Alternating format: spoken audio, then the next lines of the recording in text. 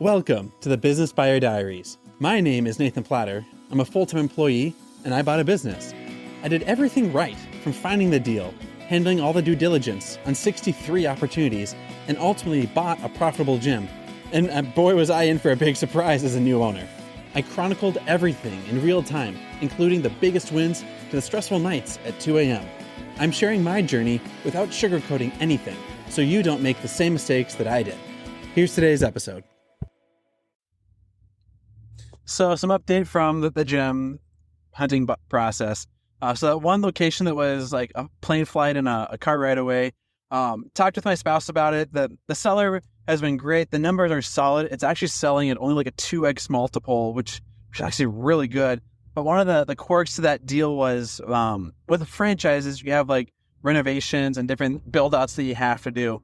And so unfortunately, after including that into the projections, it was just going to be a really tight deal. And so it was kind of funny. I ended up telling the seller, like, hey, heard back from underwriting. They're not going to follow through on the deal. So unfortunately, in the LOI that we wrote up and before the purchase agreement, one of the contingencies was financing. And the bank told me they wouldn't finance the stated purchase price and renovations. And so unfortunately, they're not going to write the deal. I can't close on the deal. So I'm going to be withdrawing my LOI, the pre-purchase agreement on the thing. And in negotiations, they always tell you, be the first to walk away or walk away from a bad deal. And I legitimately, I just can't follow through with the deal. So I'm walking because I can't do anything. And lo and behold, the seller, like a half hour later, like calls me back, super nice guy. He's like, well, hey, let's not force the renovation. Maybe we can do a cheaper renovation and throw some other things, and brings like the cost of acquisition down substantially. So much that like the deal kind of starts to make sense again. But one area that I knew I had to stick to my guns to was like, okay, well, it's inconvenient to get to. It's in a town that's kind of like a college town in the middle of nowhere. The numbers are good, but at the end of the day, it's with a brand that's, not as thrilling or as exciting. The franchisor has like a B+ rating, but not like that A+ rating that I would like to have. And so I ended up having to wrap that deal up. And you can probably hear him driving in the car right now. I just met with the seller for another gym. It's actually a 2-pack here in the Twin Cities. And something that I liked about this one is it's owned by the same, it's owned by the same seller. So it's a 2-pack. But each business is independently profitable. So they're both selling for like $500,000 or $600,000 each. One of them is doing about $190,000 a year SDE, and the other is doing like $240,000 a year SDE, seller discretionary earnings. But they've got a full-time club manager, and if you kept the manager on staff making like $60,000 a year, it comes down to about $180,000 a year SDE, which to me is appealing. One of the criteria that I've got for the gyms that I'm looking for is it's got to be fully staffed. The owner has to be obligated to work 20% or less a week in the business or on the business, and that it's profitable. And so for a combined, it's like $1 million, $1.1 million with an SDE of about $370,000. So it's like a I don't have my calculator. It's like a 2.5 or a 3x multiple. So it's actually a little bit more of a premium side, but they're both in my backyard. They're both with a high engagement membership base. One of the perks to meeting is I want to know, like, what does the seller think the business needs? The seller's a high octane guy. He said he woke up at 3:30 this morning to do some of the workout sessions. He's a health and fitness nut. He's very much an in the business kind of person. He's great on the business and people development. But one area that he said he's just not good at is the sales and the marketing and the operations side. The sales are good. The operations are tight.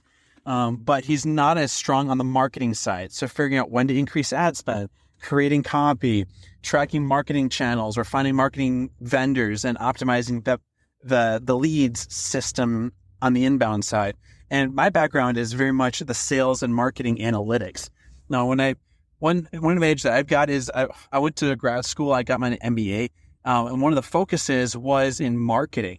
And so being comfortable with different demographics, different terminology in the marketing space, and how to track when a campaign it has potential or when it's peaked is my background. And even in my career background, I helped a national company that does a couple billion in sales.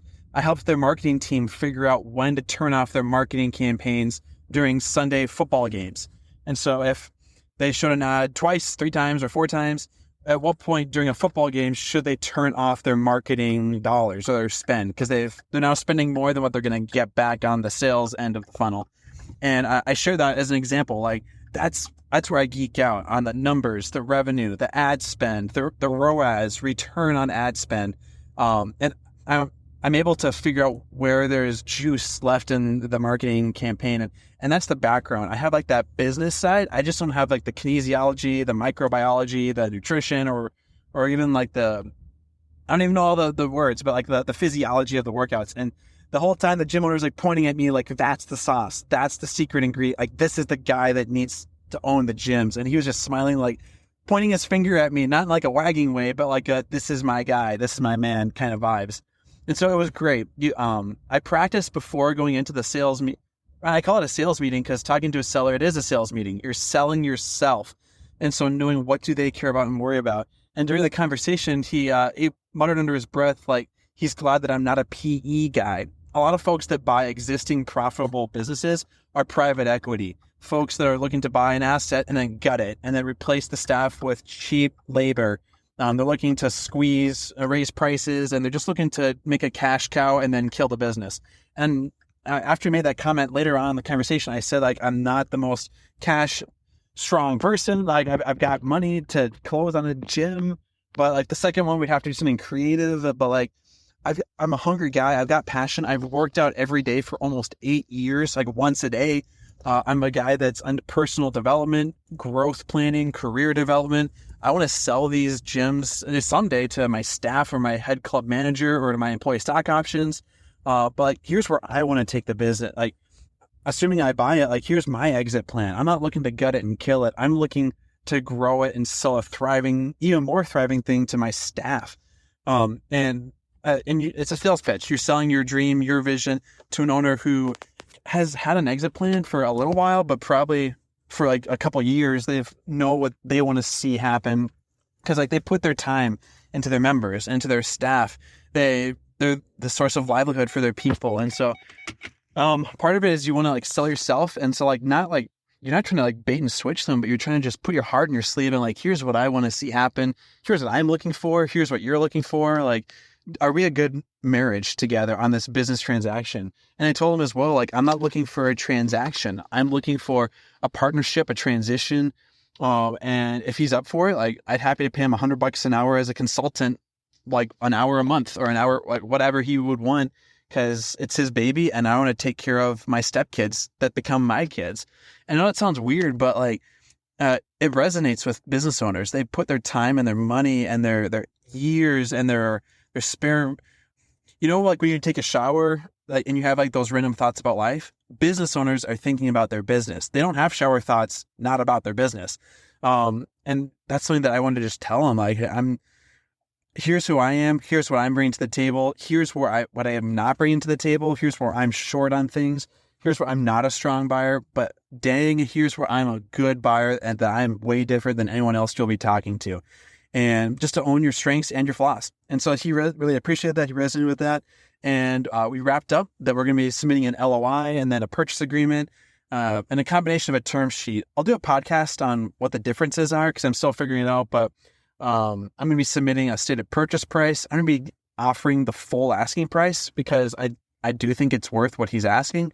But also expressing interest in both of these locations, not just one. And so the lender and the transactional broker are going to be figuring out how we can make this work. Seller and I like each other. We're on good terms there, but positive momentum on the one here in the Twin Cities in my backyard. The deal that's in another state, we're putting on ice for now.